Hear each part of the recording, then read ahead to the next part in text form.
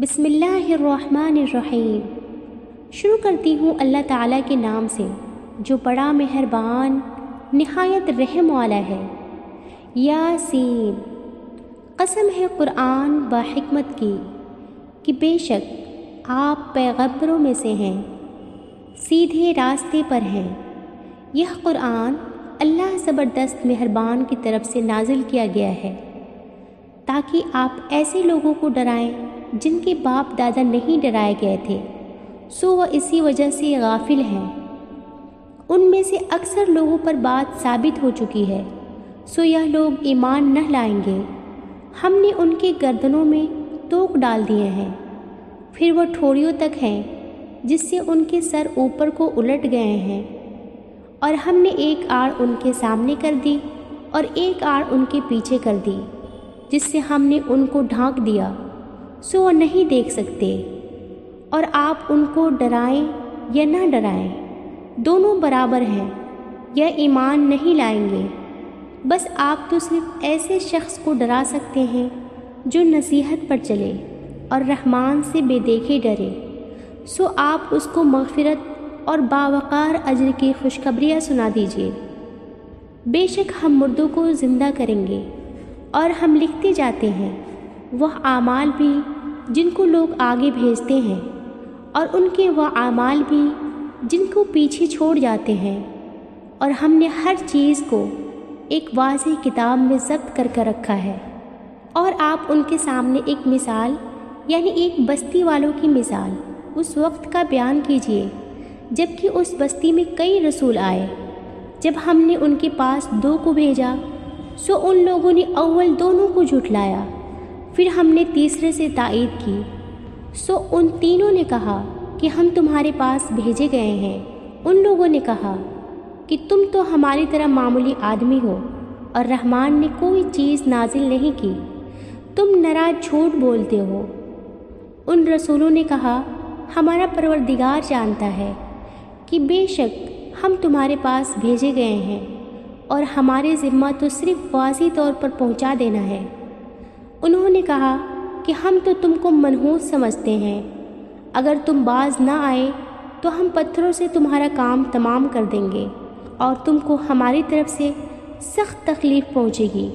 ان رسولوں نے کہا کہ تمہاری نحوست تمہارے ساتھ ہی لگی ہوئی ہے، کیا اس کو نحوست سمجھتے ہو کہ تم کو نصیحت کی جائے، بلکہ تم حد سے نکل جانے والے لوگ ہو۔ اور ایک شخص اس شہر کے آخری حصے میں دوڑتا ہوا آیا، کہنے لگا اے میری قوم، ان رسولوں کی راہ پر چلو، ایسے لوگوں کی راہ پر چلو جو تم سے کوئی معاوضہ نہیں مانگتے اور وہ راہ راست پر ہیں۔ اور مجھے کیا ہو گیا ہے کہ میں اس کی عبادت نہ کروں جس نے مجھے پیدا کیا، اور تم سب اس کی طرف لوٹائے جاؤ گے۔ کیا میں اس کو چھوڑ کر ایسے کو معبود بناؤں کہ اگر اللہ رحمان نے مجھے کوئی نقصان پہنچانا چاہے تو ان کی سفارش مجھے کچھ بھی نفع نہ پہنچا سکے، اور نہ وہ مجھے بچا سکے، پھر تو میں یقیناً کھلی گمراہی میں ہوں۔ میری سنو، میں تو سچے دل سے تم سب کے رب پر ایمان لا چکا۔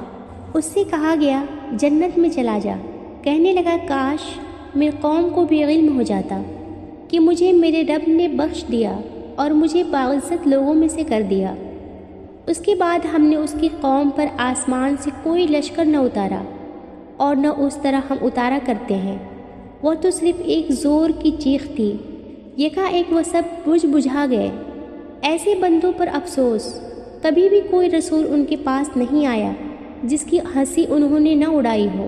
کیا انہوں نے نہیں دیکھا کہ ان کے پہلے بہت سی قوموں کو ہم نے غارت کر دیا کہ وہ ان کی طرف لوٹ کر نہیں آئیں گے، اور نہیں ہے کوئی جماعت مگر یہ کہ وہ جمع ہو کر ہمارے سامنے حاضر کی جائے گی، اور ان کے لیے ایک نشانی خشک زمین ہے جس کو ہم نے زندہ کر دیا، اور اس سے غلہ نکالا جس میں سے وہ کھاتے ہیں، اور ہم نے اس میں کھجوروں کے اور انگوروں کے باغات پیدا کر دیے، اور جن میں ہم نے چشمے بھی جاری کر دیے تاکہ لوگ اس کے پھل کھائیں، اور اس کو ان کے ہاتھوں نے نہیں بنایا، پھر کیوں شکر گزاری نہیں کرتے؟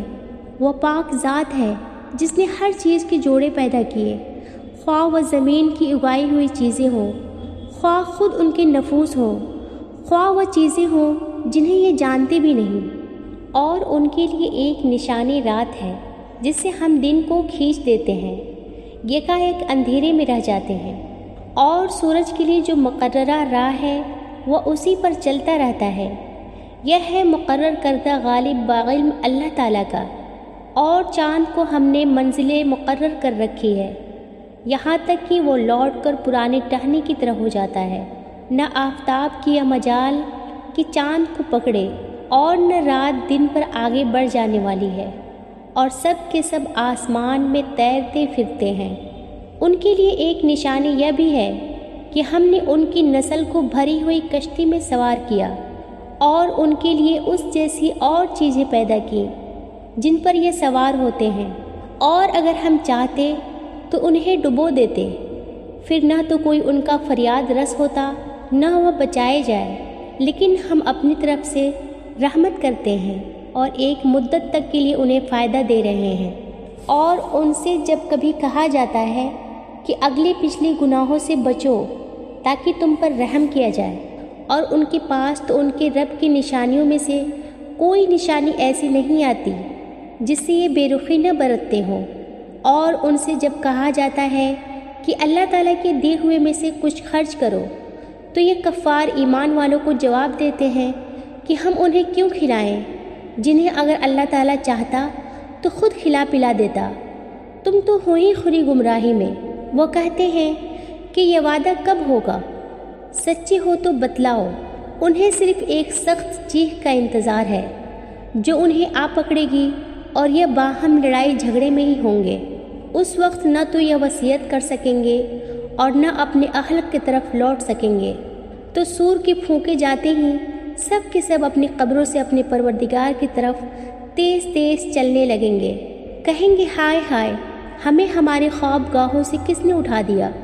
یہی ہے جس کا وعدہ رحمان نے دیا تھا اور رسولوں نے سچ سچ کہہ دیا تھا۔ یہ نہیں ہے مگر ایک چیخ کو یکایک سارے کے سارے ہمارے سامنے حاضر کر دیے جائیں گے۔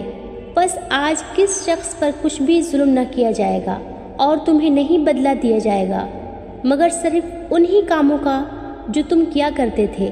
جنتی لوگ آج کے دن اپنے دلچسپ مشغلوں میں حشاش بشاش ہیں۔ وہ اور ان کی بیویاں سایوں میں مسہریوں پر تکیے لگائے بیٹھے ہوں گے۔ ان کے لیے جنت میں ہر قسم کے میوے ہوں گے، اور بھی جو کچھ وہ طلب کریں گے۔ مہربان پروردگار کی طرف سے انہیں سلام کہا جائے گا۔ اے گنہگارو، آج تم الگ ہو جاؤ۔ اے اولاد آدم، کیا میں نے تم سے قول قرار نہیں لیا تھا کہ تم شیطان کی عبادت نہ کرنا؟ وہ تو تمہارا خلا دشمن ہے، اور میری ہی عبادت کرنا، سیدھی راہ یہی ہے۔ شیطان نے تو تم میں سے بہت ساری مخلوق کو بہکا دیا، کیا تم عقل نہیں رکھتے؟ یہی ہے وہ دوزخ جس کا تمہیں وعدہ دیا جاتا تھا۔ اپنے کفر کا بدلہ پانے کے لیے آج اس میں داخل ہو جاؤ۔ ہم آج کے دن ان کے منہ پر مہر لگا دیں گے، ان کے ہاتھ ہم سے باتیں کریں گے، ان کے پاؤں گواہیاں دیں گے ان کاموں کی جو وہ کیا کرتے تھے۔ اگر ہم چاہتے تو ان کی آنکھیں بے نور کر دیتے، پھر یہ راستے کی طرف دوڑتے پھرتے، لیکن انہیں کیسے دکھائی دیتا؟ اور اگر ہم چاہتے تو ان کی جگہ ہی پر ان کی صورتیں مسخ کر دیتے، پھر نہ وہ چل پھر سکتے اور نہ لوٹ سکتے۔ اور جسے ہم بوڑھا کرتے ہیں اسے پیدائشی حالت کی طرف پھر الٹ دیتے ہیں، کیا پھر بھی وہ نہیں سمجھتے؟ نہ تو ہم نے اس پیغمبر کو شعر سکھائے اور نہ یہ اس کے لائق ہے۔ وہ تو صرف نصیحت اور واضح قرآن ہے تاکہ وہ ہر اس شخص کو آگاہ کر دے جو زندہ ہے اور کافروں پر حجت ثابت ہو جائے۔ کیا وہ نہیں دیکھتے کہ ہم نے اپنے ہاتھوں بنائی ہوئی چیزوں میں سے ان کے لیے چوپائے بھی پیدا کر دیے جن کے مالک ہو گئے ہیں، اور ان مویشیوں کو ہم نے ان کی تابع فرمان بنا دیا ہے جن میں سے بعض تو ان کی سواریاں ہیں اور بعض کا گوشت کھاتے ہیں۔ انہیں ان سے اور بھی بہت سے فائدے ہیں اور پینے کی چیزیں، کیا پھر بھی یہ شکر ادا نہیں کریں گے؟ اور وہ اللہ کے سوا دوسروں کو معبود بناتے ہیں تاکہ وہ مدد کیے جائیں، حالانکہ ان میں ان کی مدد کی طاقت ہی نہیں، لیکن پھر بھی ان مشرکین ان کے لیے حاضر باش لشکری ہیں۔ بس آپ ان کی بات غمناک نہ کریں، ہم نے ان کی پوشیدہ اور علانیہ سب باتوں کو بخوبی جانتے ہیں۔ کیا انسان کو اتنا بھی معلوم نہیں کہ ہم نے اسے نطفے سے پیدا کیا، پھر یکایک وہ سری جھگڑالو بن بیٹھا اور اس نے ہمارے لیے مثال بیان کی اور اپنی اصل پیدائش کو بھول گیا۔ کہنے لگا ان کی گلی سڑی ہڈیوں کو کون زندہ کر سکتا ہے؟ آپ جواب دیجئے کہ انہیں وہ زندہ کرے گا جس نے انہیں اول مرتبہ پیدا کیا ہے، جو سب کی طرف پیدائشی کا بخوبی جاننے والا ہے۔ وہی ہے جس نے تمہارے لیے سبز درخت سے آگ پیدا کر دی جس سے تم یکایک آگ سلگاتے ہو، جس نے آسمانوں اور زمین کو پیدا کیا ہے، کیا وہ ان جیسوں کو پیدا کرنے پہ قادر نہیں؟ بے شک قادر ہے، اور تو وہی پیدا کرنے والا دانا بینا ہے۔ وہ جب کبھی کسی چیز کا ارادہ کرتا ہے اسے اتنا فرما دینا کافی ہے کہ ہو جا، وہ اسی وقت ہو جاتی ہے۔ بس پاک ہے وہ اللہ جس کے ہاتھ میں ہر چیز کی بادشاہت ہے اور جس کی طرف تم سب لوٹائے جاؤ گے۔